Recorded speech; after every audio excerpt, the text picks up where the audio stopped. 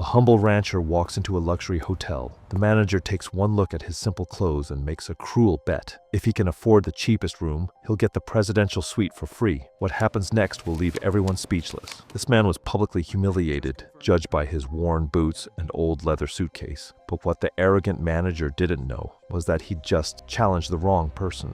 In the next few minutes, you'll witness the most spectacular reversal of fortune ever caught on camera. A lesson about prejudice, dignity, and the danger of judging a book by its cover. The question is, when the truth finally comes out, will the manager survive the revelation? Stay until the end to find out what happened to him. Sebastian stepped out of his rideshare in front of the Grand Palace Hotel, wearing a plaid shirt, jeans, and simple work boots. A worn leather hat sat on his head, and he carried an old leather suitcase. The doorman barely glanced his way. Inside the lobby, luxury breathed from every corner. Behind the mahogany reception desk, 3 uniformed staff members worked with professional smiles. But when Sebastian approached, something shifted in the atmosphere. The youngest receptionist, Claire, exchanged a discreet look with her colleague. Her welcoming expression transformed into an uncomfortable smile. The second employee, a blond man around 25, suddenly became very interested in shuffling papers. That's when Maurice, the hotel manager, emerged from his office. Maurice was 42, with slicked back hair styled with gel, impeccable gray suit, and an arrogance that radiated from every pore. He'd worked in luxury hotels for 15 years and prided himself on his ability to identify who belonged in such establishments and who didn't. His eyes scanned Sebastian from head to toe like a calculator assessing worth and origin. "Good afternoon," Sebastian said politely, removing his hat. "I'd like a room for 3 nights. Maurice's smile never reached his eyes. It was a smile Sebastian knew well. He'd seen it in banks, expensive stores, upscale restaurants. The smile of someone who had already judged and condemned. "Of course, sir." Maurice paused deliberately. "Do you have a reservation?" "No, I came straight from the countryside. I thought I might be able to get a room today." Other guests began paying attention. An elegant woman whispered something to her husband. A businessman in a navy suit stopped checking his phone. The reception area, previously bustling with normal activity, now focused its attention on this unlikely encounter. Morris consulted his computer with theatrically slow movements. His fingers typed without urgency, as if each keystroke were a hammer, building a wall of humiliation. "Our rooms are quite specific," he said, emphasizing the word with disdain. "We only have suites available. They cost $2,800 per night." The amount was pronounced like a final sentence. Maurice expected to see Sebastian retreat, stammering excuses, perhaps claiming he'd mistaken the hotel for another. Several other staff members approached discreetly, curious to see how this embarrassing situation would resolve itself. Sebastian simply nodded, as if the price were perfectly reasonable. "That's fine. Please reserve it for 3 nights. The confusion on Morris's face lasted only a second, quickly replaced by an even more cynical smile. He leaned slightly over the counter, assuming a territorial posture that clearly marked who was in charge. "You understand we need guarantees, right? Credit card, proof of income." His voice grew louder, ensuring others could hear. "Our guests are typically people of a certain standard." The phrase cut through the air like a razor. Some conversations stopped completely. An uncomfortable silence spread like ripples on a lake. That's when Maurice, sensing he had an audience, decided to go further. "You know what, my friend?" Maurice smiled with studied cruelty, savoring each word. "If you can afford to pay for our worst room, I'll give you the suite." The impact was immediate. The woman with the expensive purse covered her mouth, shocked by the rudeness. 2 businessmen exchanged uncomfortable glances. A young couple near the elevator stopped to observe the public humiliation. Even the staff seemed embarrassed by their boss's attitude, but no one dared intervene. Morris had crossed a dangerous line, transforming silent prejudice into explicit humiliation. He expected complicit laughter, perhaps some discreet applause from other guests. Instead, he found expressions of disapproval and a heavy atmosphere of discomfort. Sebastian didn't lose his composure. His eyes, which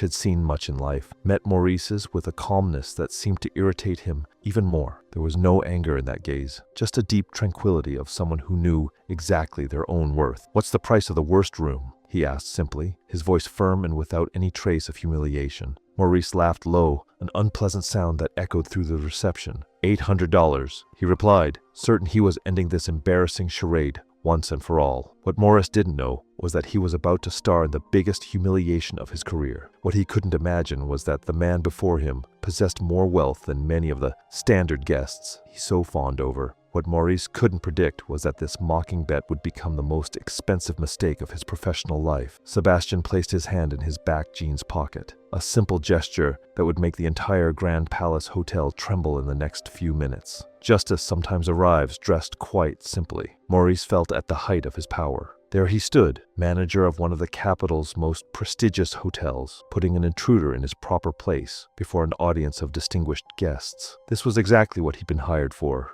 To maintain the establishment's standards. $800, he repeated, savoring each syllable. Cash, of course. Our hotel doesn't do installments. The word installments was pronounced with such disdain, it seemed to dirty the refined air of the environment. Some guests shifted uncomfortably. A blonde executive waiting on the sofa exchanged a significant look with her colleague, as if saying, "What an awkward situation." Sebastian remained motionless, hat in hand, looking directly into Maurice's eyes. There was no defiance in that look, nor submission, just a deep tranquility that was beginning to irritate the manager. "All right," Sebastian said simply. "I accept the bet." Maurice blinked twice. As if he hadn't heard correctly, he expected pleas, excuses, perhaps an embarrassed retreat, anything but this disconcerting calm. "You accept?" Maurice's voice rose half a tone, revealing the first crack in his confidence. "I accept. If I can pay the $800 in cash, you give me the suite for free. That's what you said, wasn't it?" The reception was now in complete silence. Even the staff had stopped what they were doing to pay attention to the conversation. The situation had escaped Maurice's control, but he couldn't back down in front of all these people. "Perfect," he said, forcing a confident smile. "But when you can't pay, you'll have to leave immediately. And please, use the back exit. We don't want any more embarrassment." The unnecessary cruelty of the last phrase made some guests exchange disapproving looks. A man around 60, clearly uncomfortable, murmured to his wife, "What lack of manners!" But Maurice was blinded by his own arrogance, unable to perceive he was losing the sympathy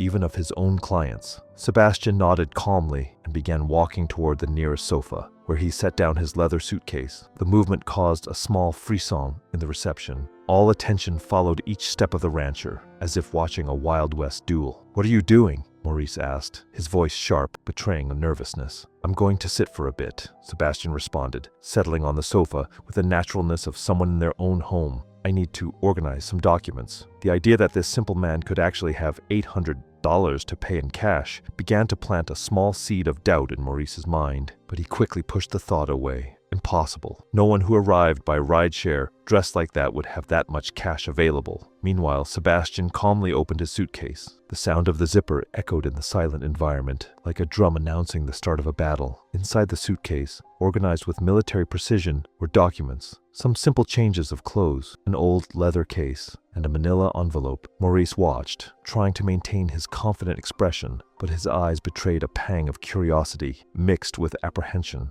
What the hell was in that envelope? Sebastian removed the envelope with his usual calm and began counting what was inside. His hands worked with precision, organizing whatever they were into small stacks on the coffee table. "My God," whispered a nearby woman to her husband. "He's counting money." The information spread through the reception like wildfire in dry grass. Heads turned, conversations stopped, smartphones were discreetly pointed toward the sofa where Sebastian worked methodically. Maurice felt the first tightness in his chest. His hands began to sweat with invisible gloves of anxiety. Still, he maintained his haughty posture. "Money alone isn't enough," he shouted across the reception, trying to regain control of the situation. "You need documents too. ID, tax number, proof of income." Sebastian lifted his eyes from the envelope and smiled for the first time since arriving. It was a gentle, almost paternal smile that made Maurice feel inexplicably small. "Don't worry, young man. I have everything here." The word "young man," said with such naturalness and affection, completely disrupted the script Maurice had planned. How could this man maintain such dignity in the face of such humiliation? Why wasn't he embarrassed, nervous, defeated? That's when Sebastian stood up and walked back to the counter. In his hands were a neatly organized stack of bills and a worn leather wallet. His footsteps sounded like bell tolls, announcing something monumental. $800, he said, placing the money on the counter with the same naturalness as ordering a coffee. Counted and ready, the environment exploded in murmurs. Maurice stared at the money as if it were a venomous snake about to strike. His plans for public humiliation had just collapsed like a house of cards, but the worst was still to come.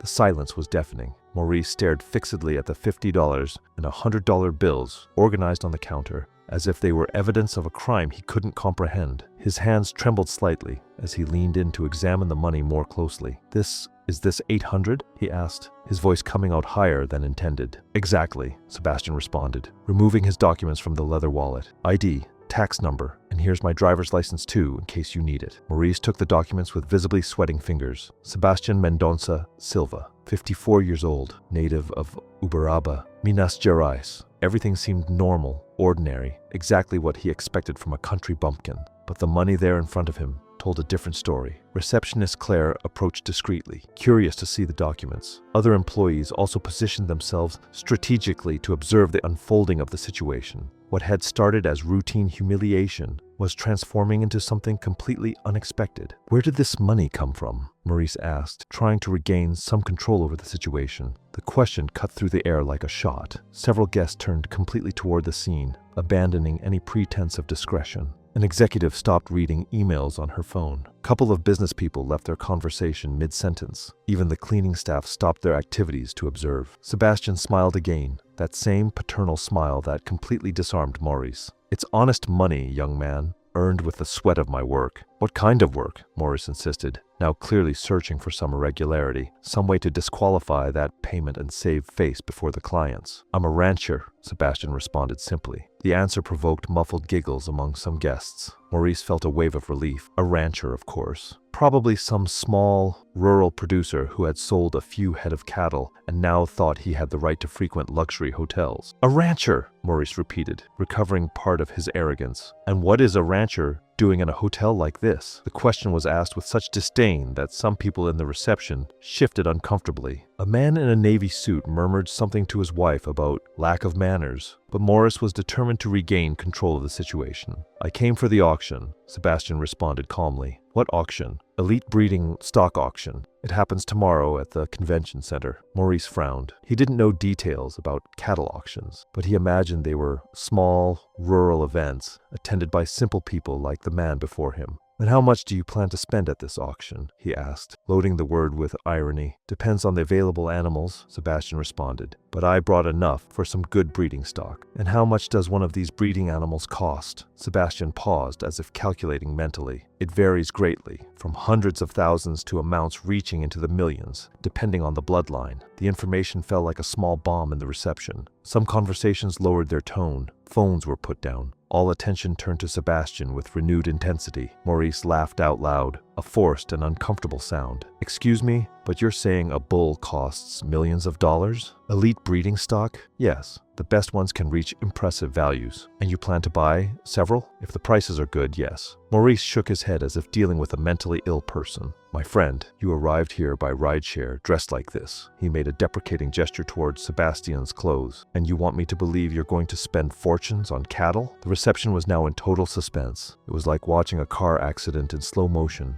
Everyone knew something terrible was about to happen, but no one could look away. I'm not asking you to believe anything, Sebastian responded, his voice still calm but with a new firmness. I just want the room you promised. Maurice leaned over the counter, assuming an intimidating posture. Listen here, rancher. I don't know what kind of fantasy this is, but this is a serious hotel. We serve serious people with serious money, not people who come telling stories about million-dollar bulls. Some guests began shifting uncomfortably. The situation was clearly getting out of control. An elderly woman whispered to her husband, "This manager is being very rude." But Maurice was lost in his own arrogance, unable to perceive he was digging himself into an increasingly deeper hole. The money is right there on the counter, Sebastian said, pointing to the bills. You made a bet. A man of his word keeps his bets. Man of his word? Maurice laughed with cruelty. A man of his word doesn't make up stories about million-dollar bulls to act important. That's when Sebastian did something no one expected. He went back to his suitcase, searched for a few seconds, and returned with a simple smartphone worn from use. May I make a call? He asked politely. Call who? Maurice shot back suspiciously. My accountant. He can clarify some things. Maurice hesitated. The situation was completely escaping his control, but he'd exposed himself so much he couldn't back down now. The entire hotel reception was watching. Backing down now would be admitting he'd made a terrible mistake. Go ahead and call, he said, trying to sound confident. But when this little story doesn't check out, you leave here immediately. Sebastian nodded and dialed a number. The call rang on speakerphone and a man's voice answered from the other side. Good afternoon, Sebastian. How's the event there in the capital? Good afternoon, Dr. Robert. I'm well, thank you. May I ask a question about our preparations for tomorrow? The conversation that followed would forever change the lives of everyone present in that reception. Dr. Robert, Sebastian continued, keeping the phone on speaker so everyone could hear. Could you remind me of the budget we set aside for tomorrow's auction? The accountant's voice echoed clearly through the silent environment. Of course, Sebastian. We have a considerable reserve prepared for the bids. You said you wanted a comfortable margin for important acquisitions. A growing silence took over the environment. Morris felt as if the ground had started shaking beneath his feet. The professional and respectful tone of the accountant was undeniable. Perfect, Sebastian said calmly. And payments work as always? Bank transfer or instant payment, as usual. You also have the corporate card for any minor needs. Thank you, Dr. Robert. Talk soon. Sebastian hung up the phone and put it back in his pocket. The reception remained in deathly silence. Everyone present looked at him as if they were seeing something extraordinary materialize before their eyes. Maurice was pale. His hands trembled visibly as he tried to process what he'd just heard. A considerable reserve, corporate card. Reality began hitting his mind like hammer blows. That doesn't prove anything, Maurice stammered, desperate to maintain some control over the situation. Anyone can ask someone to pretend to be an accountant. The accusation was so desperate and pathetic it caused murmurs of disapproval among the guests. An executive shook her head in clear disapproval. A businessman whispered to his wife, "Embarrassing." Sebastian smiled again, but this time there was something different in his look. A hint of amusement, as if he were finally allowing himself to enjoy the situation. "You're right," he said. "Words are just words. How about something more concrete?" Sebastian went back to his suitcase and removed a black leather folder. From it he took some carefully folded papers, returned to the counter, and extended the documents to Maurice. "Bank statement from last week," he said simply. Maurice took the papers with trembling hands. His eyes scanned the numbers once, twice, 3 times. The balance in the checking account made his eyes burn. A 7-figure amount beginning with 3. But that wasn't all. The history showed transactions that made Morris swallow hard. Transfers of hundreds of thousands of dollars, payments to suppliers, purchases of agricultural equipment that cost more than luxury cars.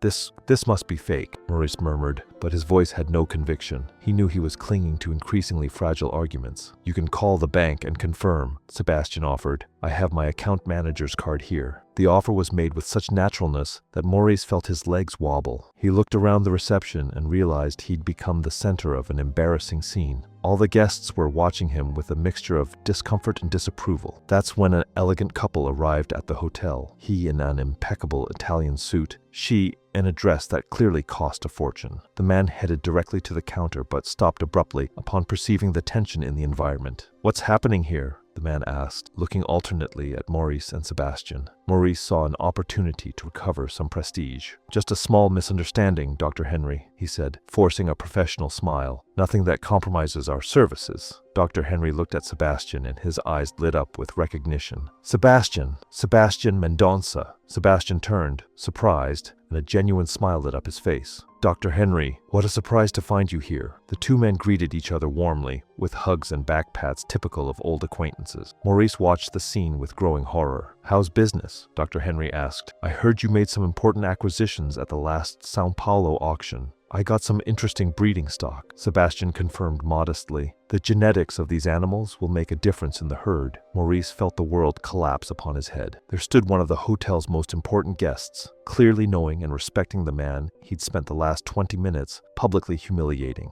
"And you?" Sebastian asked, "still raising those Arabian horses?" "Always," Dr. Henry replied. "In fact, I have a colt that might interest you, son of one of my best breeding stallions." "What bloodline?" "Al-Rashid. You remember him." The conversation continued naturally, but each word was like a stab to Maurice's pride. The names, the implied values, the mutual respect, everything indicated he had judged completely wrong. Dr. Henry finally turned to Morris, and his expression changed completely when he noticed the obvious discomfort on the manager's face. "Maurice, I hope you're treating my friend with the respect he deserves," he said, his voice loaded with an authority that made the manager swallow hard. Of course," Maurice stammered. "We were just resolving some lodging details." "What details?" Dr. Henry asked, clearly suspicious. Sebastian intervened with his characteristic calm. "The young man here made a bet with me. If I could pay $800 cash for the simplest room, he'd give me the suite for free." Dr. Henry looked at Maurice with an expression that mixed incredulity and disapproval. "You made a bet with Sebastian Mendonça." The way he pronounced the name,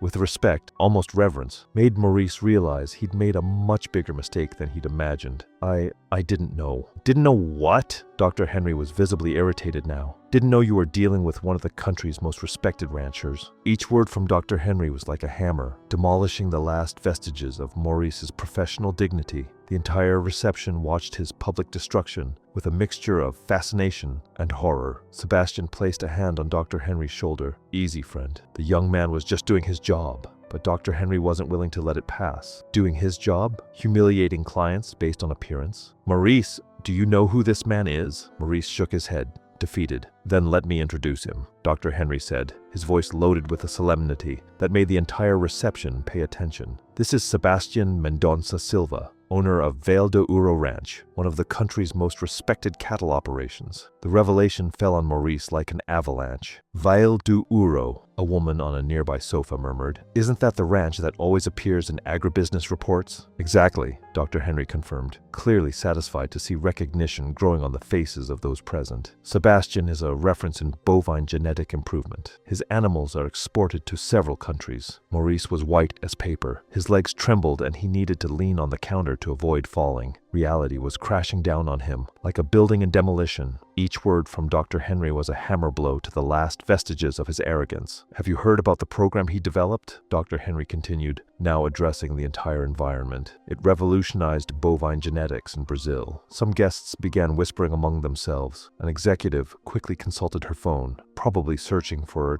information. A businessman murmured to his wife, Vale do Ouro, that name sounds familiar. Oh, let it go, Henry, Sebastian said, making a discreet gesture with his hand, as if trying to avoid the subject. I won't let it go, Dr. Henry exclaimed. Sebastian developed techniques that are studied at international universities. The impact was immediate. Several guests completely stopped their activities to pay attention to the conversation. The executive, consulting her phone, exclaimed softly, My God, it's true. It's right here in the search results. Maurice felt like he was in a nightmare. International universities, revolutionary techniques. The man he'd humiliated for the last 20 minutes was a world reference in his field. Dr. Henry, please, Sebastian intervened, visibly embarrassed by the attention. No need. Yes, there is, the doctor exclaimed, now clearly indignant at the treatment Sebastian had received. This hotel needs to know who they're dealing with. Maurice tried to regain some control of the situation. I didn't know. If you had identified himself, Dr. Henry interrupted him abruptly. Sebastian should identify himself to receive basic courtesy? What kind of establishment are you running here? The question cut through the air like a blade. Other guests began staring at Maurice with clear disapproval. An elderly woman shook her head in reproach. The couple of business people exchanged significant looks, as if questioning the hotel's quality. That's when receptionist Claire timidly approached Maurice. Mr. Maurice, she whispered, there's a gentleman here who says he urgently needs to speak with Mr. Sebastian. Maurice turned and saw a man around 40, dark suit, approaching quickly. He carried a leather briefcase and had the confident posture of someone accustomed to dealing with big business. Mr. Sebastian, the man addressed the rancher directly. I'm Mark Oliveira from Oliveira and Associates Auctions. I need to speak with you about some lots for tomorrow. Sebastian greeted the man warmly. Mark, how are you? Any problem with the event? Not exactly a problem, Mark responded, opening his briefcase. We received some advance offers for breeding stock we know are of interest to you. We want to give you preference before opening to other buyers. The entire reception stopped breathing. Advance offers. Purchase preference. What values are we talking about? Sebastian asked. Mark frowned. Well above market average. Some lots have already received proposals in the millions. Maurice needed to sit down. His legs simply wouldn't support him anymore. Millions for animals Sebastian was interested in buying, and the man he'd treated like a beggar was discussing these values as if they were perfectly normal. I'll think about it, Sebastian said. I need to evaluate the animals personally before any decision. Of course, Mark responded. Are you staying here? I can pick you up early tomorrow to go to the exhibition center together. Actually, Sebastian looked at Maurice with a gentle smile. I'm still resolving some lodging details. Mark followed Sebastian's gaze and immediately perceived the tension in the environment. Any problem, Mr. Sebastian? Dr. Henry stepped forward with the answer. The manager here made a bet with Sebastian. If he could pay $800 cash for the cheapest room, he'd get the suite for free. Mark looked at Maurice with an expression of absolute incredulity. A bet with Sebastian Mendonça? He let out an incredulous laugh. You know he's one of our biggest clients, right? The information hit Maurice like a punch to the stomach. One of the biggest clients at the region's most important auction. Actually, Mark continued, Mr. Sebastian usually makes significant investments at our events. At the last auction in São Paulo, his acquisitions moved impressive amounts. The reception was now in complete silence. Even the cleaning staff had stopped to listen. The dimension of Maurice's mistake became clearer with each revelation. Sebastian, however, remained with his characteristic calm. Mark, Dr. Henry, I appreciate the support, but let's resolve this calmly, he said, turning to Maurice. The young man made a bet. I paid the $800. Now he'll keep his word. Maurice looked at the money still spread on the counter. $800, which represented less than Sebastian probably spent on a single business meal. He had bet against a man who moved fortunes without blinking. The suite, Maurice murmured, his voice almost inaudible. What? Sebastian asked politely. The presidential suite, Maurice repeated louder this time. It's at your disposal. But Sebastian wasn't finished yet, and the biggest revelation was still to come. Sebastian walked calmly to where he'd left his suitcase and removed from it a brown leather folder, clearly old but well maintained. The silence in the reception was absolute. Every movement of the rancher was observed with the intensity of someone watching the climax of a suspense film. Before accepting the suite, Sebastian said, returning to the counter, I need to clarify something. Maurice watched him with wide eyes, like a cornered animal that didn't know where the next blow would come from. His hands trembled visibly as he tried to maintain some composure before the guests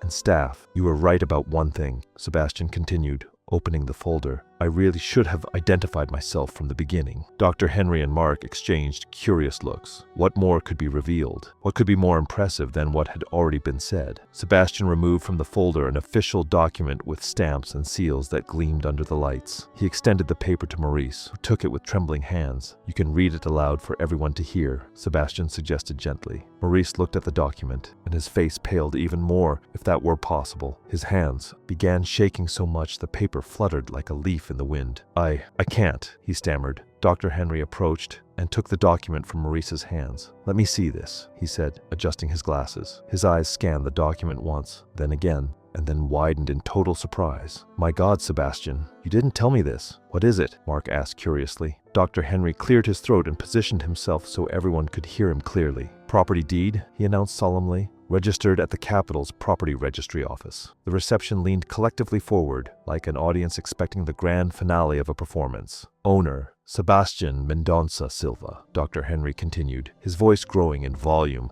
and admiration. Property, Grand Palace Hotel Building, and adjacent land, located at Paulista Avenue, 20 Cal 47. The impact was like an explosion in the reception. Several people screamed in surprise. The executive dropped her phone. A businessman choked on the coffee he was drinking. Maurice literally staggered backward, needing to lean against the wall to avoid falling. He owns the hotel, a woman exclaimed, her voice high with shock. Mark was slack-jawed, alternating his gaze between the document and Sebastian. Sebastian, when did you buy the Grand Palace? 3 years ago, Sebastian responded calmly, as if talking about the weather. The previous group was having financial difficulties. It was an interesting investment. Maurice felt as if the world were spinning backward. For 20 minutes, he had humiliated, mocked, and disrespected the actual owner of the hotel where he worked, the man who indirectly signed his paychecks, the man who could fire him with a simple nod of his head. 3 years, Maurice murmured to himself. 3 years? Exactly, Sebastian confirmed. Since then, I've been following monthly reports on the hotel's operation,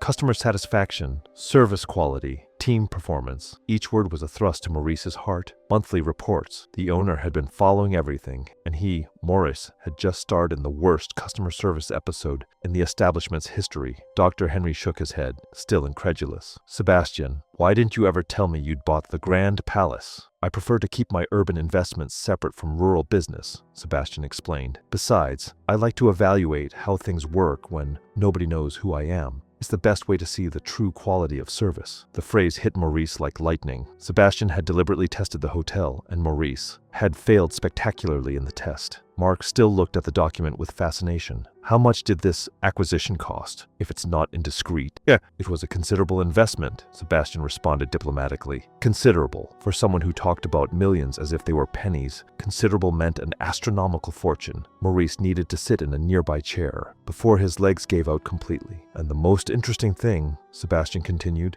putting the document back in the folder, is that every month I receive reports about the excellent quality of service from our general manager. Maurice felt his blood freeze. The reports. He himself wrote those reports, filling them with praise for his own work, inventing stories about satisfied clients and exceptional services. Very creative reports, Sebastian added with a smile that didn't reach his eyes. The entire reception now observed Morris as if he were a rare specimen in a zoo. The humiliation was complete, total, devastating. He'd been caught not only mistreating a customer, but mistreating his own boss while systematically lying about his professional performance. Mr. Sebastian, Maurice murmured, his voice coming out as a desperate whisper.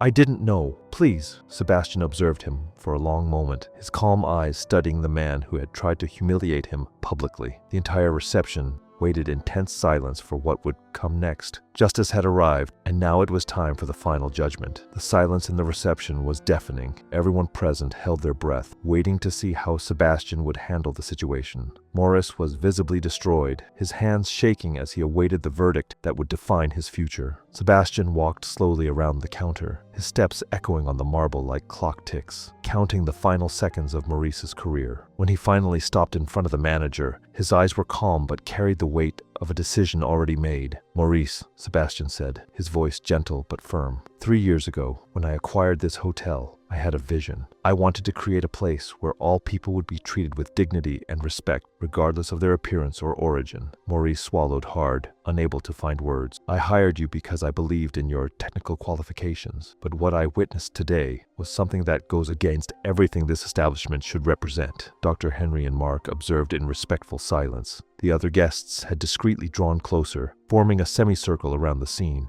Even the staff, receptions, security guards, cleaning personnel had stopped their activities to witness this historic moment. You didn't just disrespect me as a customer, Sebastian continued. You revealed a character that cannot represent this hotel's values. How would you treat other guests who arrived in simple clothes? Working families? Retired, elderly people who saved for a special occasion? Each question was like a blade, cutting what remained of Maurice's professional dignity. He tried to speak, but only unintelligible sounds came from his throat. But what disappoints me most? Sebastian's voice gained a firmness that made the entire reception pay even more attention. Are the reports you sent monthly, reports full of false information about your own performance while you treated customers this way? Maurice closed his eyes, knowing his career had come to an end. When he opened them again, he found Sebastian's serene gaze. Please, Mr. Sebastian, he finally murmured, his voice broken. I have a family. I need this job. Sebastian nodded slowly. I know you have a family, Maurice, and that's exactly why I'm going to give you an opportunity. A murmur of surprise ran through the reception. Maurice lifted his eyes, a spark of hope shining in the despair. An opportunity? He repeated, barely believing what he was hearing. You'll be transferred, Sebastian announced calmly, to our ranch in Uberaba. You'll start as an administrative assistant, with salary adjusted to the new position.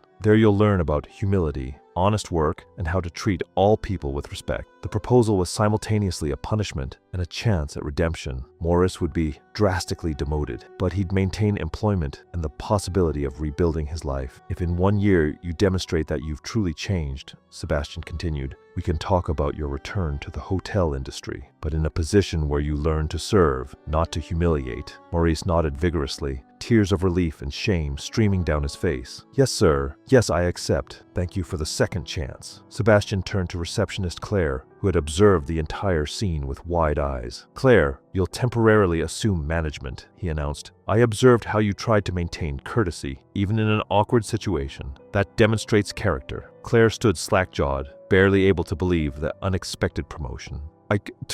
Thank you, sir. I'll do my best. I'm sure you will, Sebastian smiled. And the first decision I want you to make is a clear policy. In this hotel, all clients will be treated with the same respect, regardless of their appearance. Yes, sir. It will be my pleasure to implement that policy. Dr. Henry approached, clearly impressed with how Sebastian had handled the situation. Sebastian, you always surprise me. Many men in your position would simply fire the employee. Firing would be the easy path, Sebastian responded. But it doesn't teach anything. Maurice will learn in practice that true success comes from character, not arrogance. Mark shook his head in admiration. That's why you're so respected in business, Sebastian. You see beyond the obvious. Sebastian took his $800 back from the counter and offered them to Claire. Use this for exceptional service training for the entire staff. Want this episode to be the last of its kind. It will be done, sir. Maurice approached timidly. Mr. Sebastian, when should I report to Uberaba? Monday, Sebastian responded. My foreman, Mr. John, will teach you what honest work means. He's 70 years old and has more wisdom than many executives I've met. Maurice nodded for the first time, demonstrating genuine humility. Thank you for the second chance, sir. I promise you won't regret it. Sebastian placed a hand on the former manager's shoulder. Maurice, everyone deserves a chance at redemption. What you do with this chance depends entirely on you. Dr. Henry smiled and addressed the observing guests. Ladies and gentlemen, you've just witnessed how a true leader resolves conflicts, with justice, but also with mercy. The reception erupted in spontaneous applause. Guests, staff, even people who had stopped on the sidewalk to observe the commotion through the glass doors, all clapped for that extraordinary demonstration of wisdom and humanity. Sebastian placed his hat back on his head and picked up his leather suitcase. Well, he said to Dr. Henry and Mark, shall we head up? We have an auction to plan for tomorrow, and I still need to review some lot details. As the three headed to the elevator, the entire reception still watched them with admiration. Sebastian had transformed what could have been simple revenge into a life lesson for everyone present. True justice hadn't just been done, it had been served with wisdom, compassion, and the greatness of someone who understands that real power lies in elevating others, not in humiliating them. And so, the simple rancher from the countryside taught everyone that true wealth isn't measured by money in the bank, but by the size of one's heart and how we treat our fellow human beings. After all, character can't be bought with money. It's built with dignity. Real wealth is how you treat those who don't need to impress you. Have you ever been underestimated or judged someone by their cover? Share in the comments what you learned from that experience. If Sebastian's turnaround made you rethink attitudes, hit that like button now and share this video with someone who needs to hear this message. See you in the next one.